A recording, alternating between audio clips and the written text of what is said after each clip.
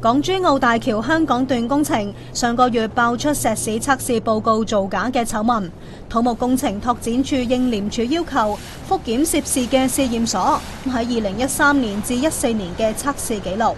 發現連政府其他嘅工程石屎磚測試都出事。咁喺呢段期間呢，仲我哋估計呢就係大概有大約400項嘅公務工程嘅項目呢係有嗰啲石屎磚喺呢個涉事嘅試驗所做測試。咁喺呢2年，我哋嘅復檢結果呢，就睇到呢裏邊呢就係有130個嘅石屎磚嘅測試結果呢係有異常嘅情況嘅。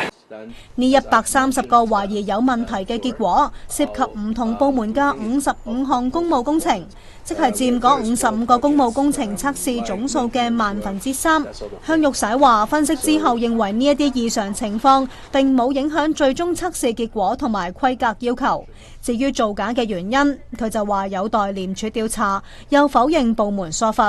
我都想強調咧，就算你幾好嘅系統咧，都未必能夠完全咧杜絕一啲所謂刻意嘅間中去即係違規嘅行為咧，我諗都唔係